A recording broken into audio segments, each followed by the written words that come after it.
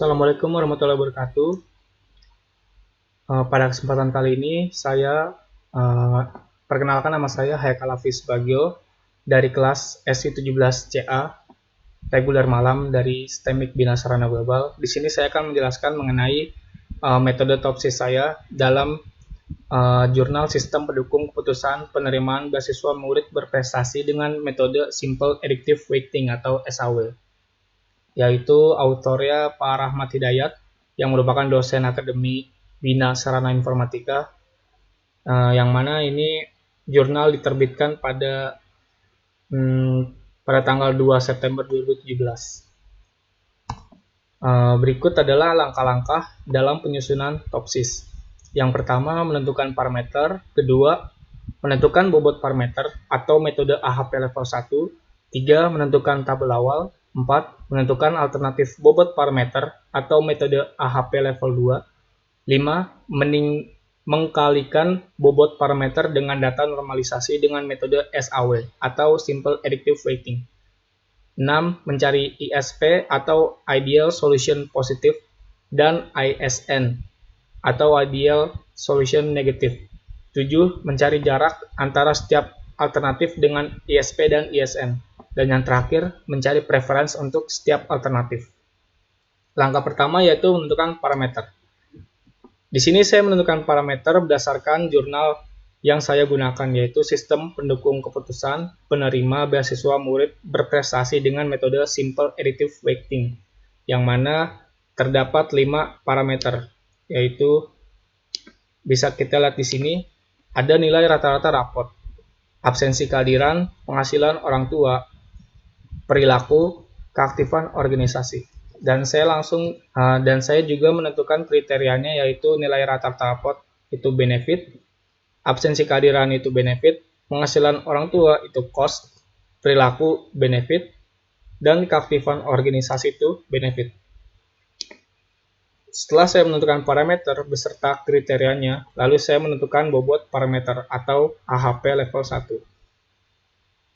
Di sini bisa dilihat AHP level 1 yang saya bikin, yaitu dengan menggunakan pairwise comparison, yang mana setiap parameter itu dikomparasi dan di sini terdapat nilai mana yang lebih penting. Karena menurut saya nilai rata-rata raport lebih penting dari absensi kehadiran, jadi saya menulis nilai rata-rata raport itu nilainya 3. Dan sebaliknya, absensi kehadiran itu jika dibandingkan dengan nilai rata-rata raport 0,33. Dan di sini kita mendapatkan hasil produknya. Hasil produk didapatkan dari total nilai ini, nilai yang nilai parameter yang dikomparasi itu dikalikan dan dapat nilai produk. Di sini bisa kita lihat cara perhitungannya, yaitu ini dikali absensi kehadiran dikali perbandingan.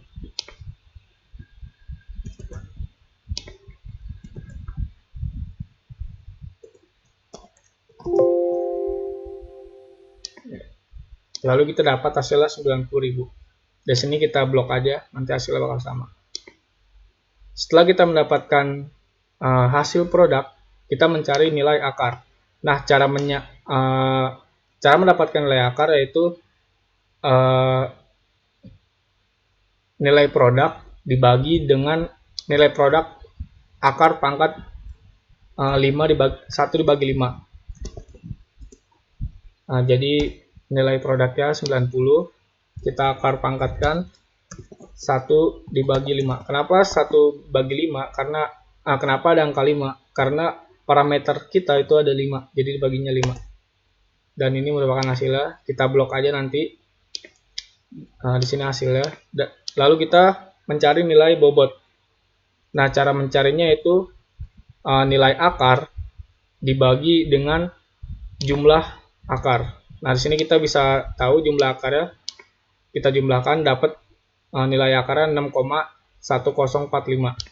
Nilai bobotnya kita cari akar dibagi jumlah akar. Nah, kita dapat 0,40. Nah, setelah kita mendapatkan nilai produk, akar, dan bobot, kita bisa menentukan apakah pairwise comparison kita atau AHP level 1 kita itu konsisten atau tidak, dengan cara jika CR kita di atas 1 itu konsisten, jika CR di bawah 1 itu konsisten, jika CR di atas 1 itu non konsisten atau tidak konsisten.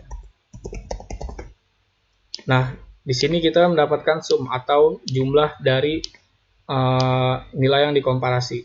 Jadi ini kita tambah aja sum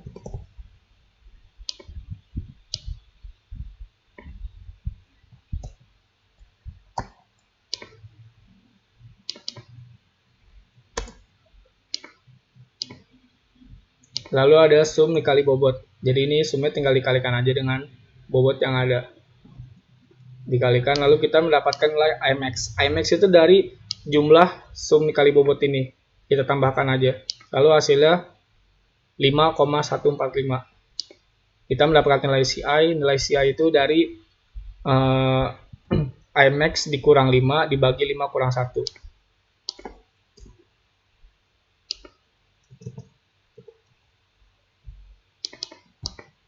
Rumusnya B11 dikurang 5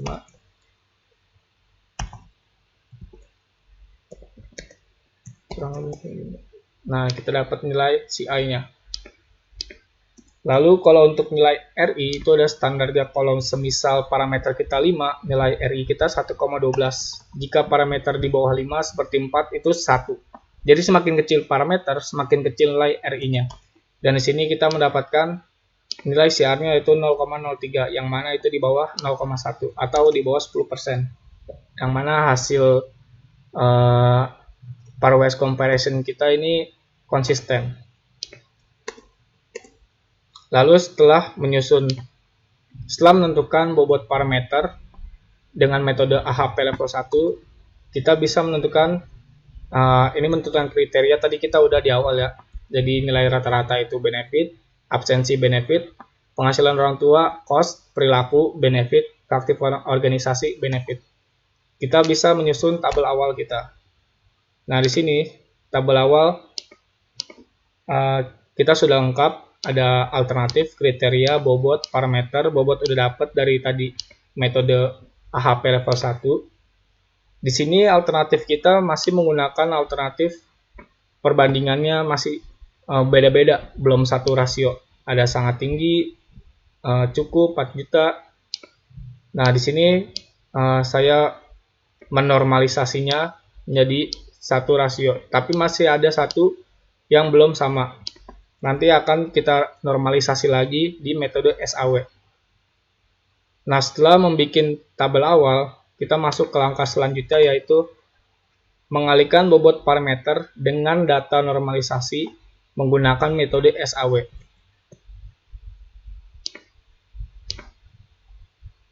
Nah, di sini kita bisa lihat tabel awal kita belum satu rasio, yang mana masih ada rasio juta di sini. Jadi dengan metode SAW ini kita bisa mengganti juta tersebut menjadi rasio 1/5. Yaitu rumusnya RD sama dengan D dikurang D min dibagi D max dikurang D min dikali R max dikurang R min ditambah R min. Yaitu di sini kita bisa tahu D max-nya yaitu 5 juta, yang mana 5 dan D min-nya itu 3. Nah, setelah melakukan hasil perhitungannya, kita bisa dapat kalau 4 juta itu 4 juta bisa dinormalisasi dengan rasio 3. Kalau gaji 3 juta itu 5 juta itu 1. Karena kalau ini cost itu semakin besar, jumlahnya itu semakin kecil di sininya. Jadi kebalikannya dari benefit. Dan kalau 4 juta ini sama, 3 juta juga. Dan ini 3 juta, dia 5. Karena gajinya kecil, jadi nilainya itu besar di sini. Kita bisa mendapatkan tabel normalisasinya. Nah, kita dapat nilai ini dari pengalian bobot dengan satuan dari alternatif ini, yaitu yang dikali ini. Nah, ini tinggal kita blok aja, dan semua juga tinggal kita blok. Lalu kita mendapatkan jumlah totalnya ini, total dari tabel normalisasinya, dan bisa kita peringkatkan dari yang paling besar sampai paling kecil. Lalu setelah mengalihkan bobot parameter dengan metode SAW, kita masuk ke metode selanjutnya, menentukan alternatif bobot parameter atau metode AHP level 2. Metode AHP level 2 ini gunanya untuk mencari bobot alternatif berdasarkan parameter yang ada. Jadi sebelumnya kita sudah mendapatkan bobot parameter, jadi kita mencari bobot alternatif ya, yaitu dengan bikin satu-satu kayak gini, tapi nanti hasilnya sama aja. Lalu kita dapat nilai rata-rata raport absensi kehadiran, penghasilan ortu, perilaku, keaktifan organisasi, nilai parameternya. Dan di sini sama seperti SAW tadi. Dengan cara perhitungannya juga sama kayak AHP level 1-nya. Lanjut ke mencari ISP, Ideal Solution Positif, dan ISN, Ideal Solution Negatif. Dan ini sudah masuk ke metode TOPSIS. Di sini ada tabel normalisasi yang sudah disebutkan tadi, yang sudah dinormalisasi sebelumnya. Di sini ada rumus TOPSIS, yaitu RIJ sama dengan XIJ dibagi M dikali 2 kali IJ. RIJ yaitu rasio, XIJ yaitu data. Jadi rumusnya arti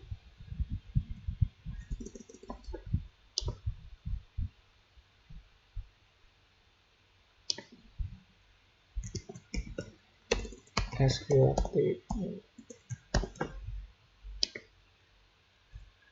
berpangkat.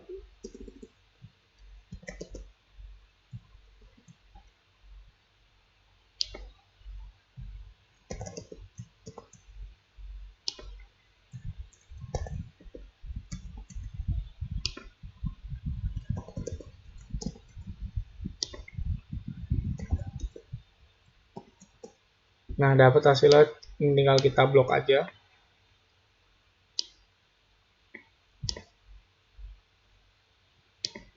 Bisa kita clear aja. Nah, setelah kita dapat hasilnya, kita bisa menormalisasi data lagi.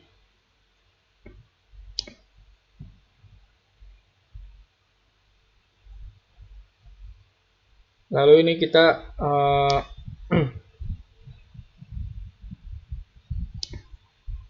kita bagi aja yang ini D5 dibagi hasil pembagi untuk setiap parameter yang kita cari tadi dari rumus TOPSIS. Nah, dapat hasilnya, bisa kita blok. Sini sama aja hasilnya. Yang lain juga sama, bisa kita blok juga. Lalu kita mengalihkan bobot parameter dengan data normalisasi. Data normalisasi kan kita udah dapat nih 0,055. Jadi kita kalikan dengan bobot parameter, yaitu ini dikali bobot parameter. Nah, dapat hasilnya. Yang lain juga sama. Ini dikali bobot parameter. Ini tinggal kita blok aja nanti. Nah, setelah kita mengalihkan, kita bisa mencari ideal solution positif dan ideal solution negatif untuk setiap parameter ya. Nah, di sini ada kriteria benefit dan cost. Nah, di sini kalau benefit itu kita ngambil yang paling besar nilainya.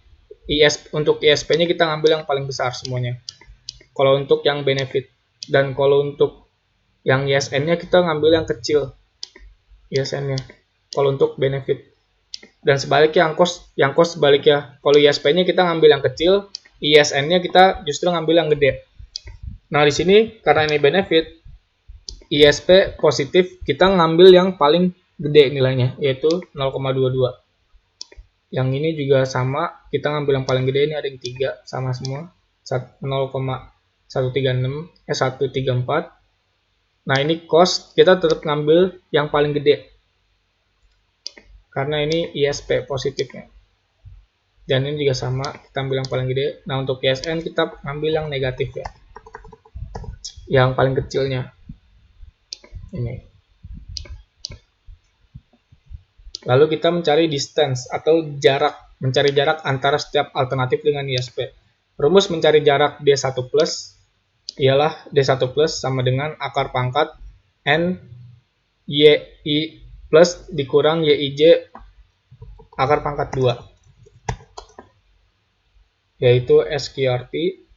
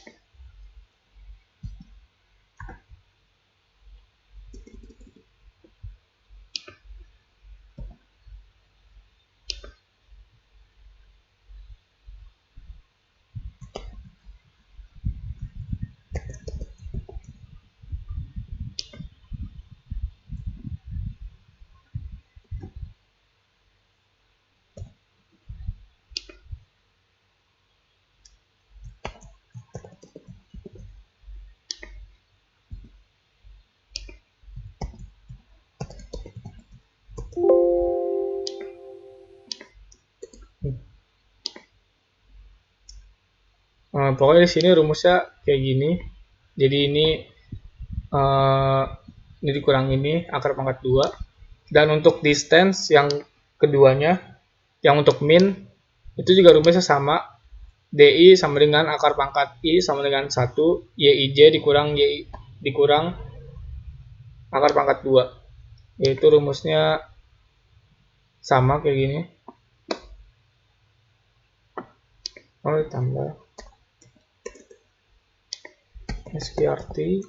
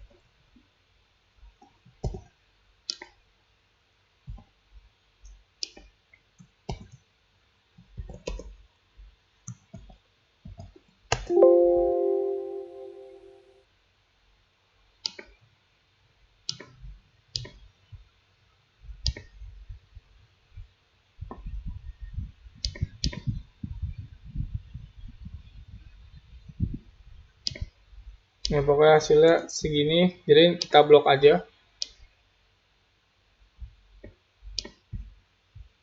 Lalu kita bisa mendapatkan preference untuk setiap alternatif. Untuk V1 kita mendapatkan nilai rumusnya C57.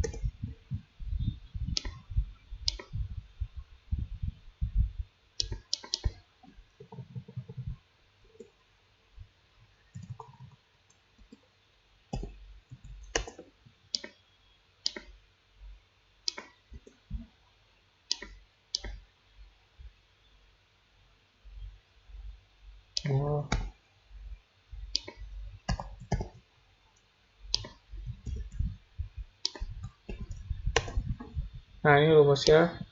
Jadi kita bisa blok aja kayak gini. Nah, kita bisa mendapatkan preference dari setiap alternatif. Ini kita mencari jarak antara setiap alternatif, sudah dibahas tadi, mencari preference. Nah, di sini kita dapat menyimpulkan hasil akhirnya, yaitu Asep itu di urutan nomor 2, Ferhat di urutan nomor pertama, Aska nomor 3, Ferry nomor 4, dan Nizrin nomor 5. Dan sekian, terima kasih. Mohon maaf apabila terdapat banyak sekali kekurangan. Kurang lebihnya mohon maaf. Wabillahi taufik walhidayah. Wassalamualaikum warahmatullahi wabarakatuh.